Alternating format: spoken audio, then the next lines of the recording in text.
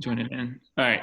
So lesson 2 is just like, I want to go over some of the adjustments that you can kind of do. So really get into that adjustment panel, and then audio, transition, effects. And then let me go over, before we get into that, let me go over the exporting. So like, I think last time we looked at just this basic kind of cutting and, uh, overlays. With different videos and different stills.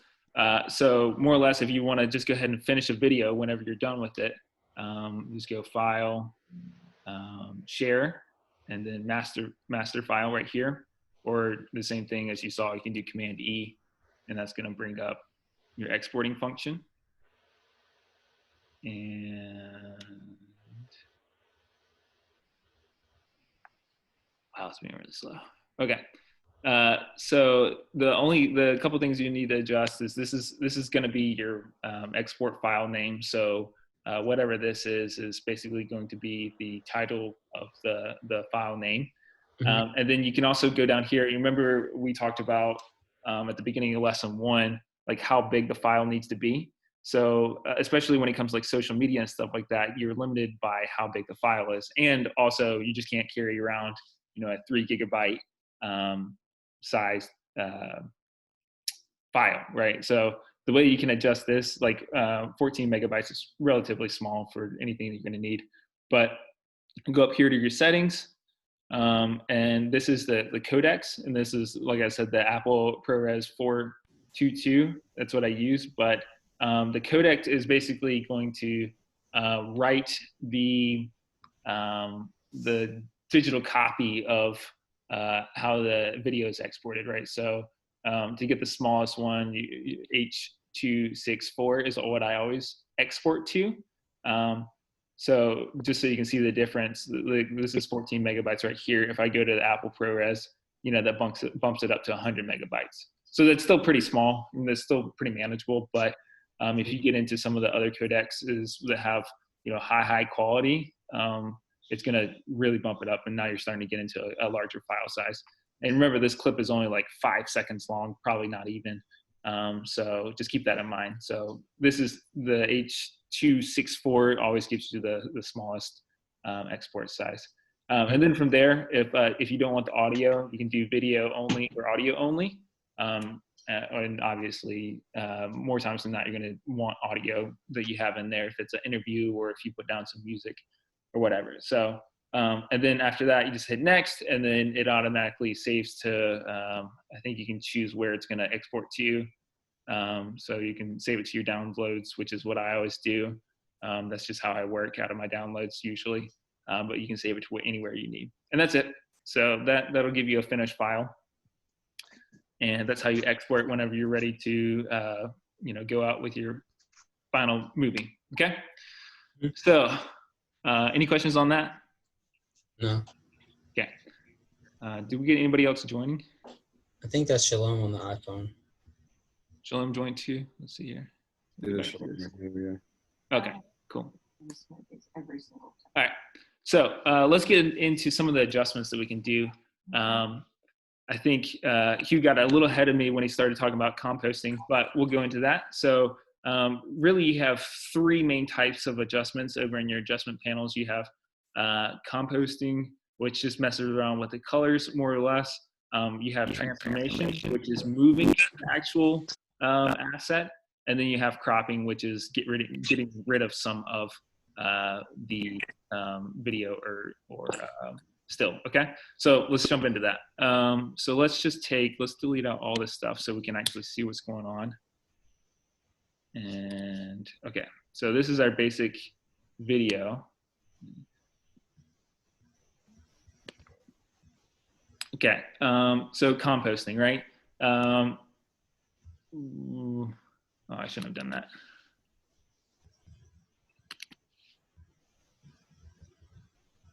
And let me reset these.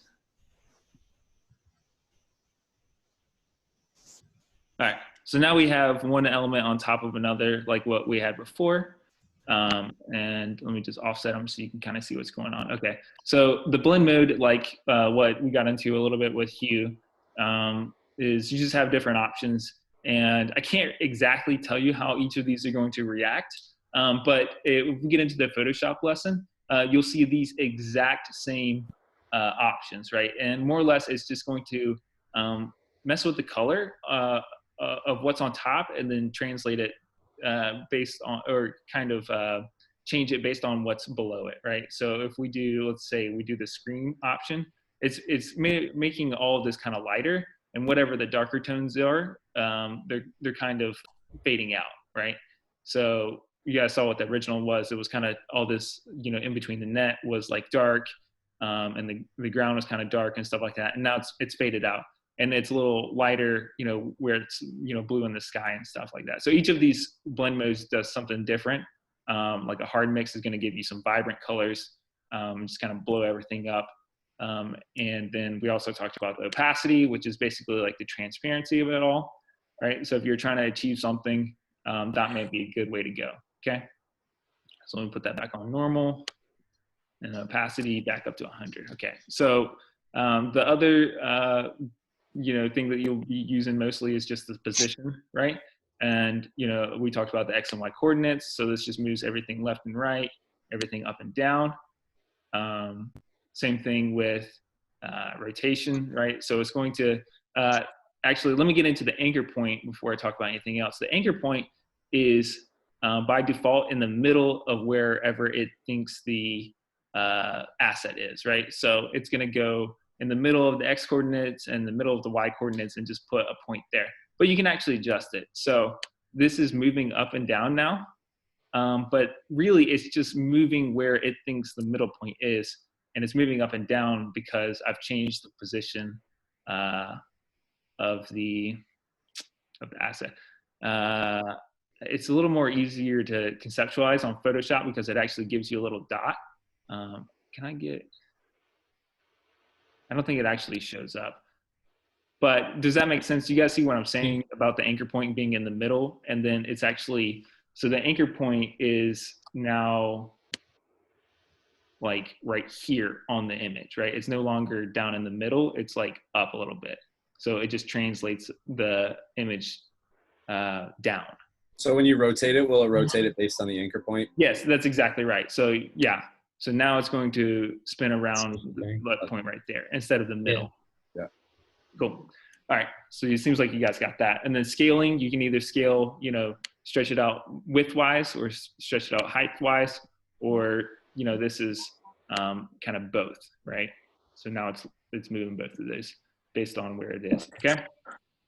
So now let's reset all that. Any questions about that? Any questions about the transform? No. Cool.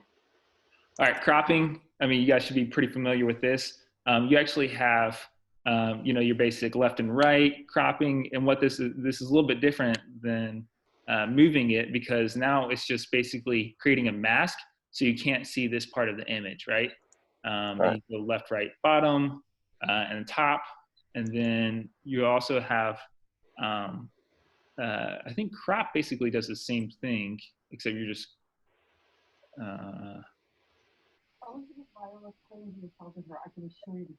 let's see here.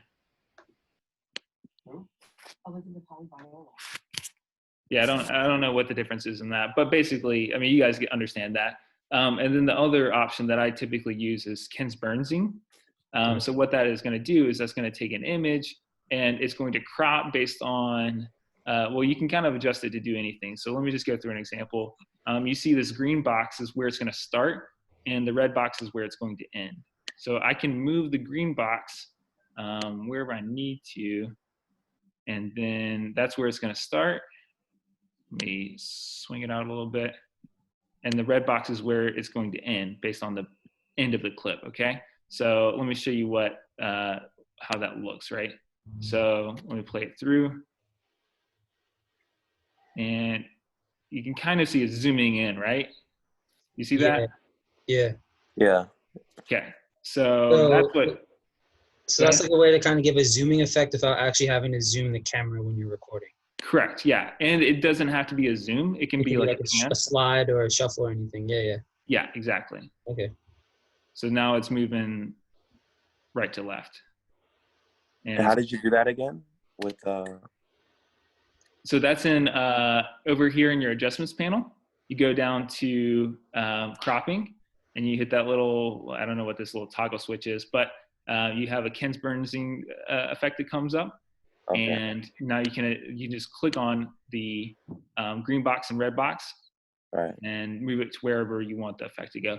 So Ken-Burnsing was actually, just to give a definition and background of where this comes from, he was a documentarian that first used this in whatever he was working on, and then it became popular after he kind of invented it in that. So it's really kind of, if you ever watch any documentaries on Netflix, that's kind of, you'll see it a lot in documentary styles stuff.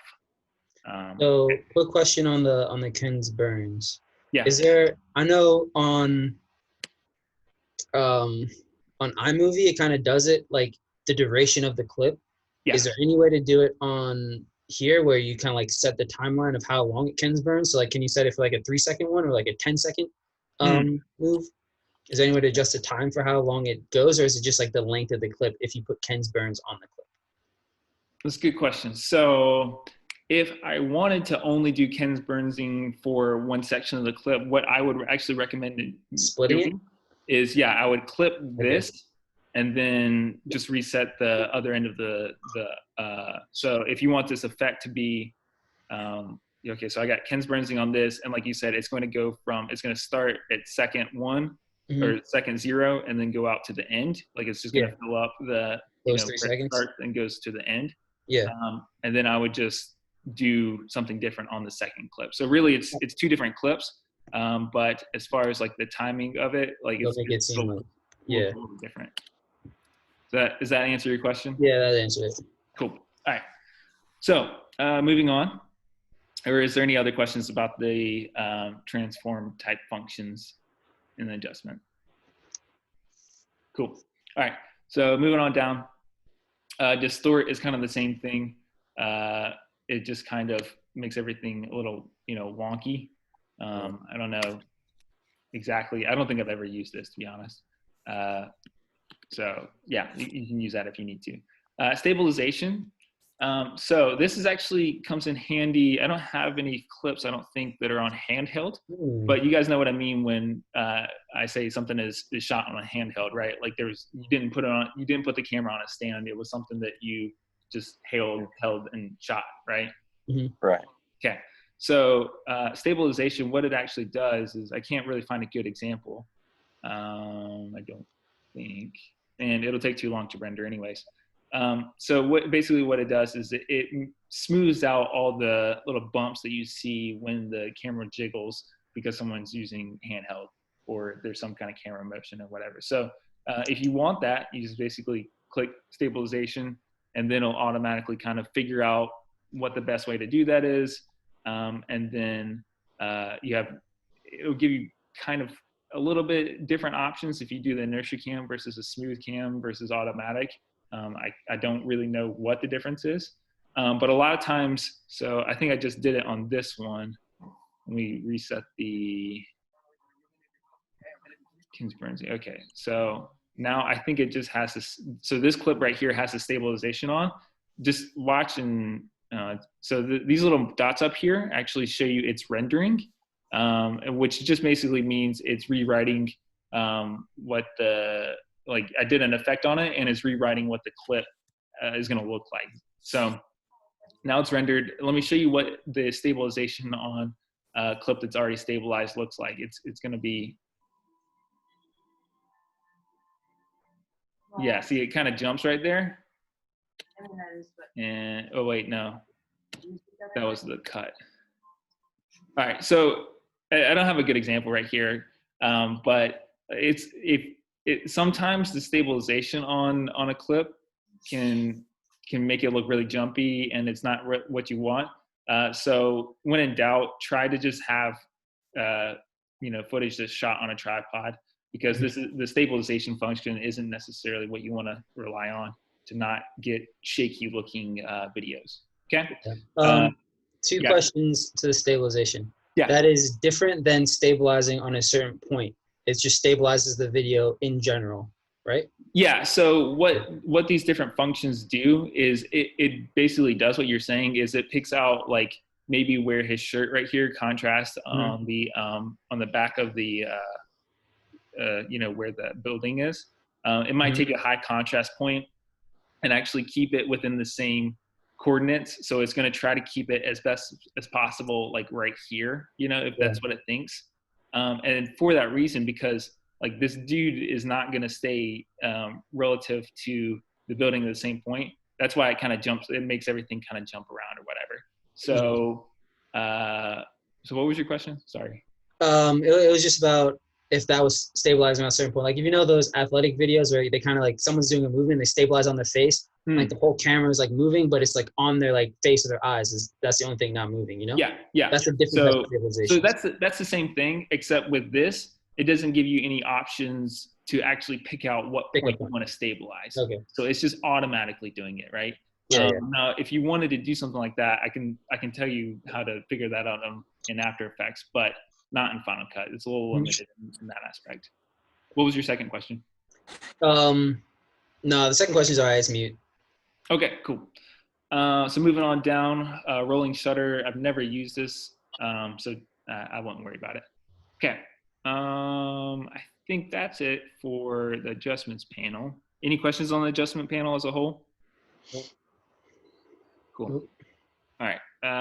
So editing basics. You guys remember, the second component of audio is video. AV is the audio component. So we went over most of the visual components. So let's jump into some of the audio stuff right quick. To be honest, Final Cut is not great with audio. Really, we're only going to be using MP3 files. So every time you have an audio file, really that audio file is broken up into layers similar to like what we're looking at in Final Cut, right? It's a lot, with think of like a band. You have your lead singer, you have your backup singers, you have the bass, you have the guitar, you have the percussion, you might have, some other kind of a keyboard or something like that. So really each of these in an audio file, we call that a stem, right? And you can go online and, find stems for audio and stuff like that. But more times than not, what we're going to get in Final Cut is just one MP3 file. Okay. And all those stems are combined into, one, just one layer, right? So if we listen to this, right, like there's a beat there, and then there was that kind of synthetic, rattle sound. There's a couple things already layered, and we can't undo the layers in the MP3 file because it's only one. There's no way to separate it out in Final Cut. So we basically have what we have when it comes to audio files, and the only things you can really adjust are the effects that you have on it, and the equalization or the EQ. A lot of times is abbreviated, and the volume. So the volume's really, really easy to adjust. Two ways to do that is, so now you guys might notice I'm over here and I've selected my audio file, right? Two ways. One, if you hover over the middle of the MP3 layer, you're gonna get something with two arrows. You see that? Where it says, right above it, it says 0 dBs. So basically you just click on that and you can drag it up and down. And you can go all the way up to 12, and you can go all the way down to like negative infinity, right? Because we actually start at 0, and then kind of everywhere in between there. The other way you can do it is you can adjust up here. So now I have it selected, and volume comes up, volume goes down, and the like, right? Okay. So, and you can also notice that we'll get into it later, but I think the most common thing that you're going to be using for audio is like either to put it behind an interview or put it behind a clip or something like that.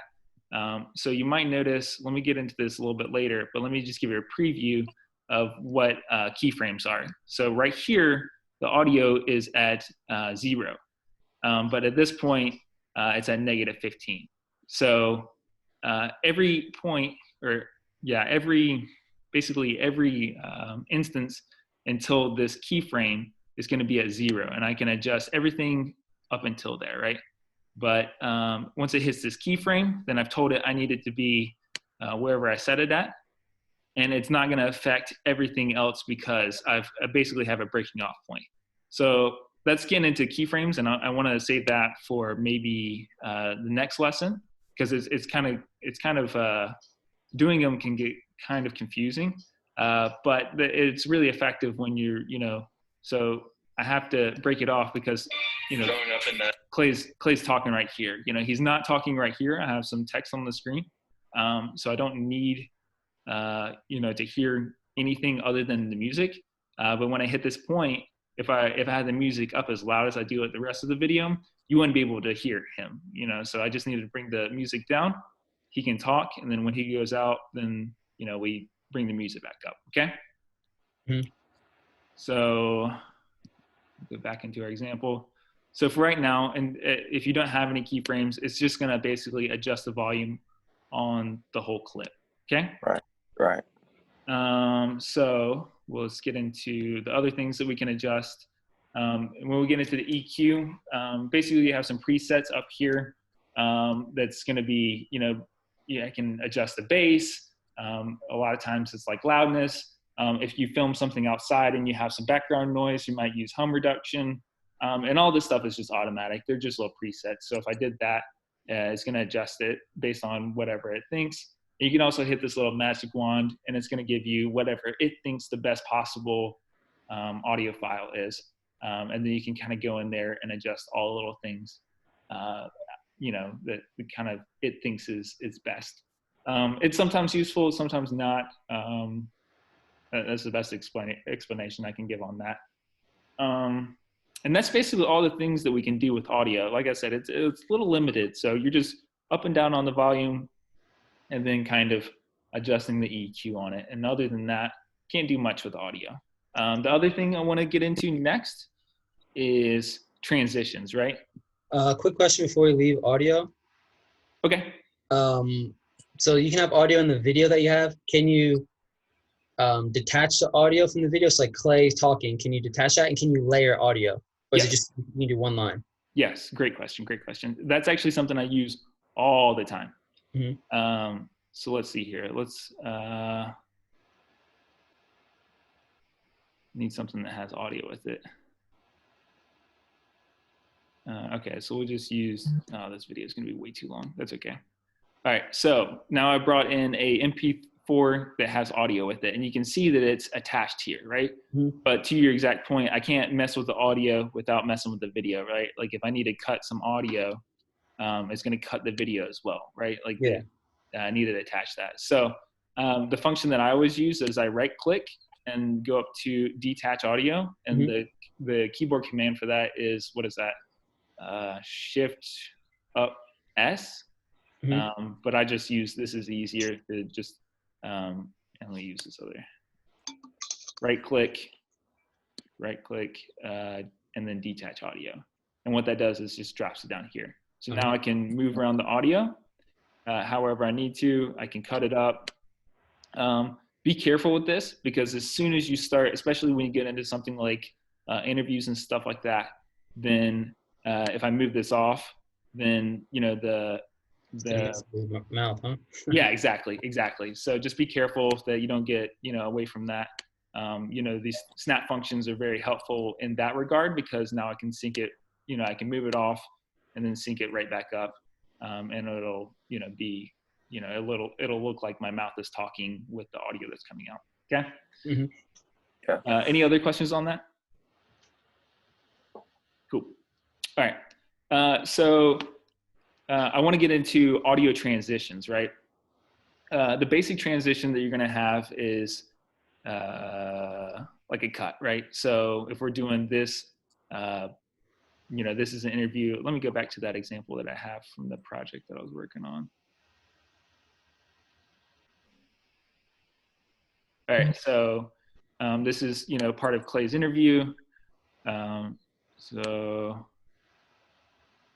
this is just one audio, and then I cut it, and then it goes into a different audio, right? So that's a, you know, pretty basic. I think everyone understands that. So you also have a fade in and a fade out, okay? So what you do, kind of similar to how if you just hover over that little line in the middle, you can adjust the volume up and down. You have these little pegs on the end of the clip, and you can, instead of going up and down, they go left and right. So if I take that little slider and move it in, it's just going to basically fade out that audio as it gets to the end of the clip. So let's say this is about 1 second right there. If I needed to start fading out, you know, 1 second in, then, you know, it can, that's basically what that's doing. So you can kind of see it kind of doles out that little portion. I don't think the audio is great if I do it over the Zoom call, but that's what that does. And the same thing with zooming out, or sorry, fading in and then fading out, okay? So what we get into, so yeah, okay. You don't ever want to hear a cut. And what I mean by that is it'll sound like a blip, kind of. Let's see if I can recreate it. It's much easier to do this in person. So this is just a bad audio cut. See if you can hear this. Introduce our special guest, Jake Arman, midfielder. Sorry. All right, get rid of that. Our special guest, Jake Arman, midfielder, and also. All right, so that was like a really rough, like kind of transition on the audio. You can clearly hear there's a cut there. So something to kind of alleviate that is just do a fade in and fade out. So what I'm going to do is I'm going to take the end of this audio clip and extend it out just so it's, you know, overlapping with this other audio clip, and then same with this one, move it out a little bit there. And then I'm just going to fade, you know, crossfade these. So this one's going to fade out, this one's going to fade in, and that'll give you a smoother transition. Okay. And then a lot of times that'll eliminate any kind of blips or any kind of like interruptions that you have if you have to make really quick cuts. Jake Arman, midfielder, and also. See that's a little more smooth. Okay. And then you also have a J cut and an L cut. So a J cut is when you hear the audio before you see the visual, and an L cut, oh shit. A L cut is when you see the visual before you hear the audio. So let me go into this other project. I think I have some J cuts in this one.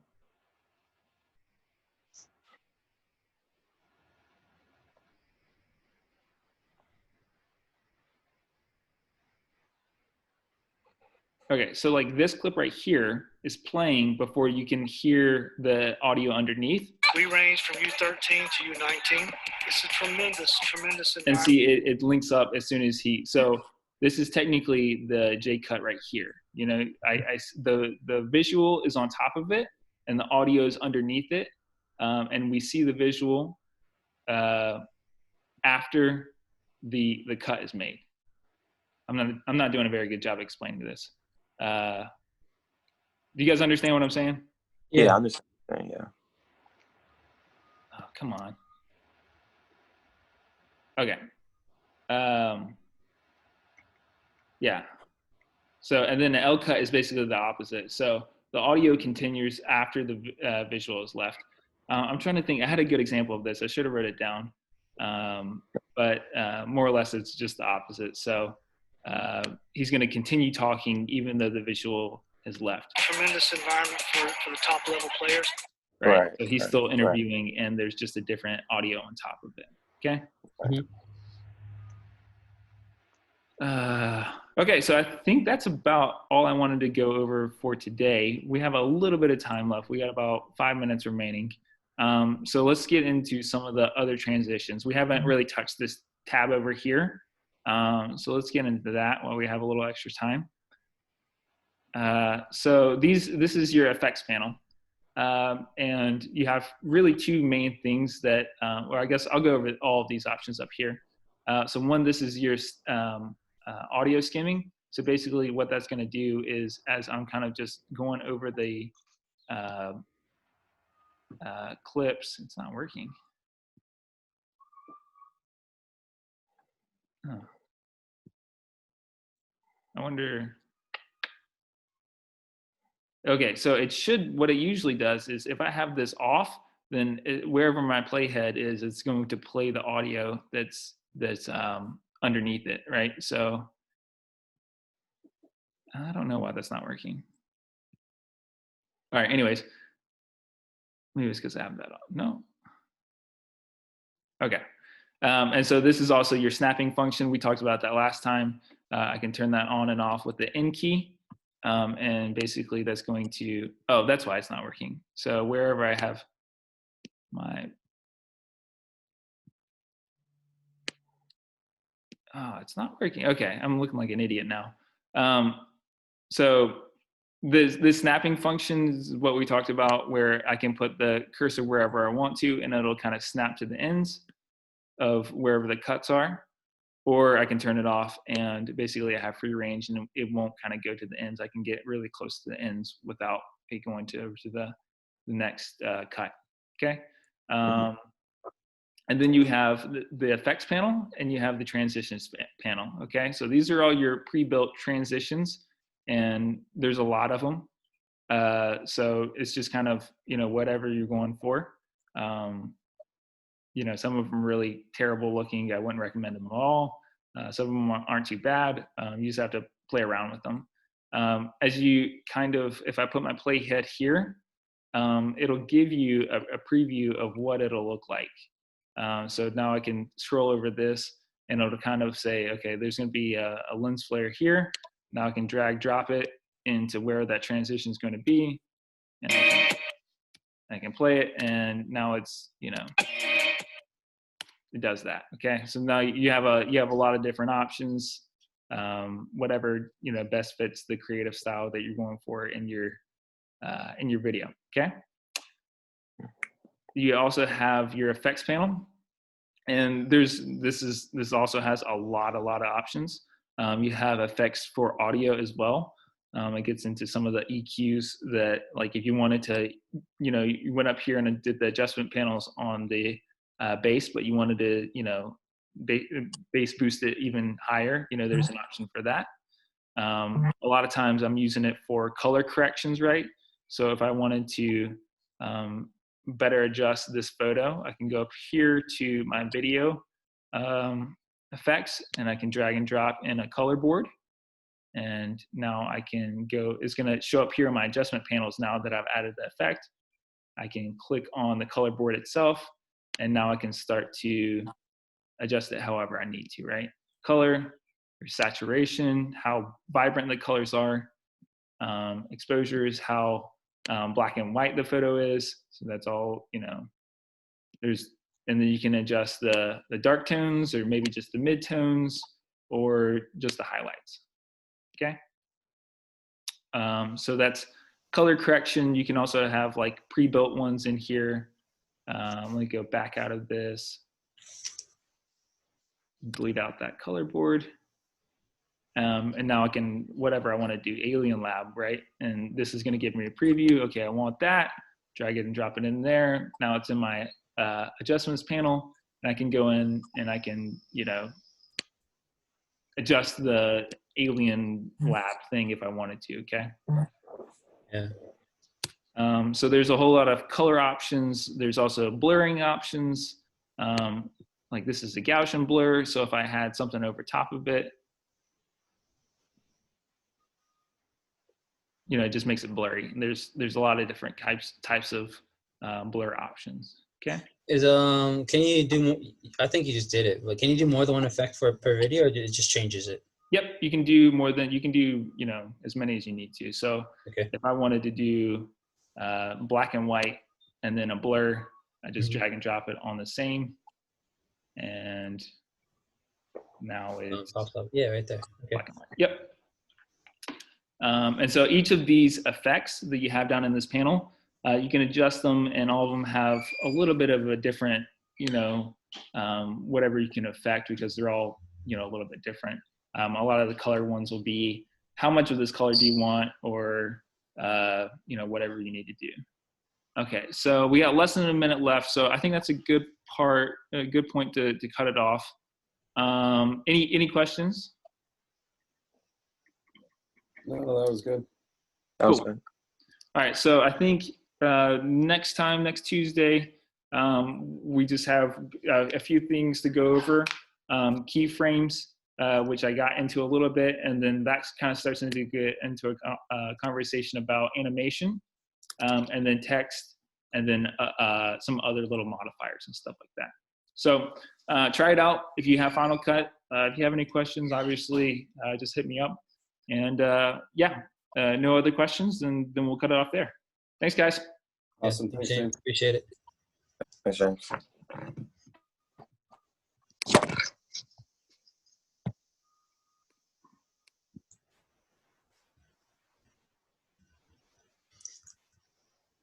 James.